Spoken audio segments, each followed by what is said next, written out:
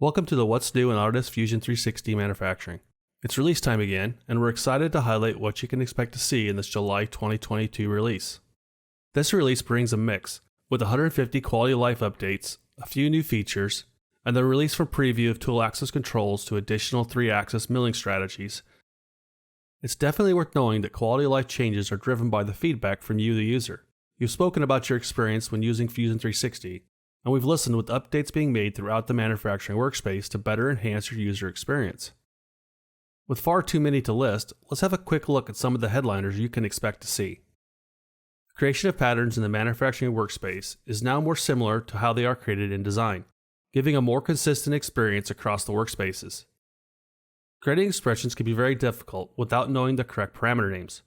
This is made much easier as you now have the ability to search in the expression UI. Machine time option has been added to the right-click menu of the NC programs, and the ribbon for additional access. The algorithm has also been enhanced to increase the accuracy of machine times.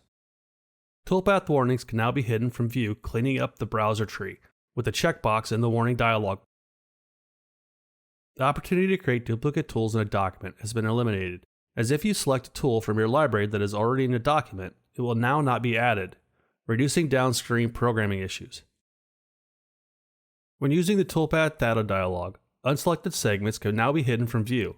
This can be incredibly useful when trying to view areas of toolpath such as in roughing, where you may want to interrogate one level of the toolpath. Struggling to safely remove the tool from a tight area or an undercut? This can easily now be resolved with the option to select the point at which the tool exits the cut. Previously, measurements were referenced from the model origin, which may not be the same as your machine coordinates. You now have the option to select the active setup work coordinates, allowing for the creation of measurements from the actual machine. Steep and shallow toolpath features have been made more discoverable and easier to use with the option to select only steep or only shallow areas with the use of a drop-down menu, removing the need to understand the secrets of the threshold angle.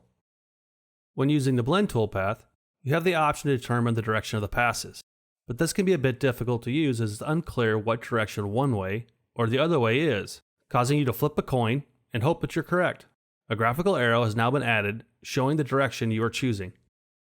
The option to preserve the order has been added to the 2D chamfer toolpath, giving you greater control of the machining sequence, as chamfers will be machined in the order that you select them. Threading tool versatility has been increased, allowing its use in turning chamfer operations. When programming turning toolpaths, the spun profile and rest material information can be useful, but it can clutter up the workspace. These can now be turned off from view and be shown only when you need them. When simulating toolpaths, the stock turning direction can now be shown with graphical arrows. By checking on the new Show Spindle direction, which can be found in the View section of the simulation dialog. Packing details have been added to the Nest Info panel and Compare dialog, allowing the user to identify the material to be used. We've also made several improvements to the Arrange tool, including displaying the envelope boundaries when selecting the Arrange item in the timeline. This allows you to quickly and easily see more information without the need to open the dialog. Alongside this, we have dynamic highlighting on feature selection. We're now preserving the last used settings to improve productivity. And lastly, holes and cutouts in your envelopes are now not shaded, giving an improved look and feel. Manual inspection now allows for measuring between holes with numerous additional UX improvements. Probing and probe geometry now use the same font, giving a consistent look and feel to the experience. The workflow when positioning parts in an additive setup has been enhanced, with many commands automatically selecting the component when only one is available.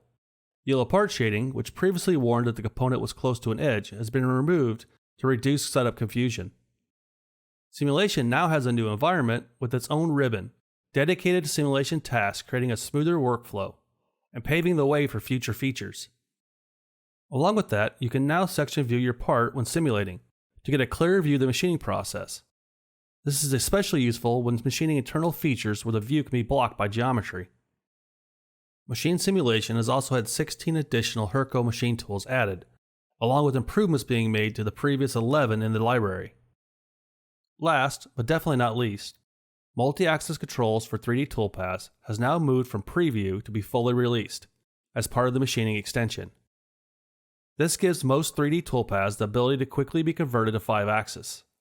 Tool axis definitions can be easily defined using a simple point or curve geometry, with automatic collision avoidance giving you the confidence that your toolpaths are safe. This increased functionality gives you greater toolpath flexibility to take on more complex and valuable work. For a deeper dive into this functionality, make sure to check out the tutorial by following the link in the description. Thanks for watching this update, and don't forget to check out the blog post to learn about what else is new in Autodesk Fusion 360.